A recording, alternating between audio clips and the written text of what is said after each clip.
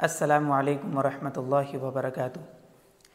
एक शख्स का सवाल आया था कि नमाज की हालत में ज़ुकाम की वजह से अगर हमारी नाक बह रही हो तो क्या हम उसको साफ़ कर सकते हैं। देखिए, नमाज की हालत में ज़रूरतन आप कोई भी काम कर सकते हैं। मिसाल के तौर पर आपके मुंह में अगर बलगम आ जाए, थूक आ जाए, आप उसको थूक सकते हैं, या आपको कहीं जिस्म के अंदर खुजली महसूस हो तो आप उसको भी खुजला सकते हैं। आइए चंद हदीस मैं आपके सामने रखता हूँ, इंशाअल्लाह उससे वाज़ेह हो जाएगा। सही बुखारी की हदीस है, नबी करीम सल्लल्लाहु अलैहि वसल्लम ने एक मरतबा क़िबले की सामने, क़िबले की तरफ दीवार पर एक बलगम देखा तो अल्लाह के रसूल ने पहले तो उसको साफ़ किया और इसकी वजह से आपने शदीद यानी बहुत ज़्यादा नागवारी महसूस की। फिर आप सल्लल्लाहु अलैहि वसल्लम सहाबा की तरफ मुतवज्जे हुए और कहा, देखो, जब तुम नमाज पढ़ रहे होते हो तो तुम अपने रब से सरगोशी करते हो।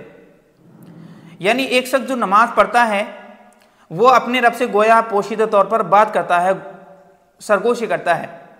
तो अगर किसी शख्स को थूकना हो, बलगम उसके मुंह में आ जाए तो उसको चाहिए कि वो क़िबले की तरफ ना थूके, ना ही अपने दाहिनी तरफ थूके, बल्कि वो अपने बाएं तरफ थूके या फिर अपने बाएं कदम के नीचे उसको थूक करके पैर से उसको मसल दे। और ये भी उस हालत में है जबकि आप अकेले नमाज पढ़ रहे हों। जाहिर सी बात है, जब आप अकेले नमाज पढ़ेंगे तभी तो आप बाएं तरफ थूक सकते हैं, वरना अगर जमात के साथ अगर आप नमाज पढ़ें तो बाएं तरफ आपका कोई साथी नमाज पढ़ रहा हो तो आप उसके ऊपर तो नहीं थूक सकते। और रहा कदम के नीचे थूकने का मसला, तो ये भी उस वक्त है जब आप मिट्टी पर नमाज पढ़ते हैं। आज मस्जिदों में टाइल्स या पत्थर लगे हुए हैं तो आप इस तरह की हरकत नहीं कर सकते। फिर अल्लाह के रसूल ने एक और चीज़ बयान की। अल्लाह के रसूल ने अपनी चादर का एक कोना लिया और उस पर थूक करके उसको मसल दिया और फिर कहा, या फिर कोई शख्स इस तरह कर ले, यानी अगर उसको बलगम आए तो अपनी चादर में थूक करके उसको मसल दे। तो ये एक ज़रूरत थी थूकना, तो अल्लाह के रसूल ने हमें रहनुमाई फरमाई कि हम ऐसा कर सकते हैं, अपने थूक को निकाल करके कपड़े में लगा सकते हैं। तो अगर किसी शख्स की ये ज़रूरत हो कि उस ज़ुकाम की वजह से उसकी नाक बह रही हो तो वो भी इस तरह का कोई काम कर सकता है, रुमाल वगैरह से या अपनी कपड़े से, चादर से उसको साफ़ कर सकता है। या हत्ता कि हदीस के अंदर ये भी आता है कि अगर वसवसा भी शैतान आपके दिल में डालें और उसकी वजह से आपकी नमाज में या आपकी क़िरात में खलल पैदा हो, आप गुडमुड कर रहे हो अपनी क़िरात में, तो उस वक्त भी आप अपनी बाएं तरफ 3 मरतबा थुतकार सकते हैं।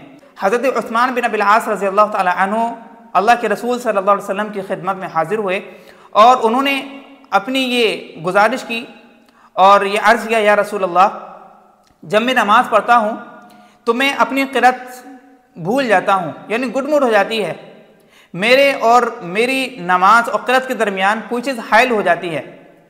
तो अल्लाह के रसूल ने फरमाया कि एक शैतान है जिसे खंजब कहा जाता है।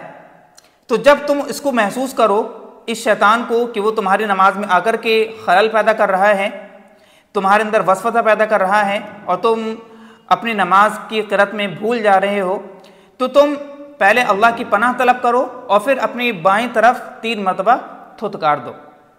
थुतकारने से मुराद ये है कि आपसे ऐसे इशारा करके इस तरह करते हैं, ये हो जाएगा। तो हज़रत उस्मान बिन अबिल आस रज़ियल्लाहु ताला अन्हु कहते हैं कि जब मैंने ये काम किया तो ये मेरा वसवसा ख़त्म हो गया। तो आप इन दोनों हदीस से ये अंदाज़ा लगा सकते हैं कि नमाज की हालत में भी ज़रूरतन कोई काम आप अपनी नमाज को बेहतर बनाने के लिए, उसको मुकम्मल करने के लिए, उसको खूबसूरत बनाने के लिए इस तरह से शरीयत ने हमें इजाज़त दी है और हम कर सकते हैं। जज़ाकल्लाहु खैर।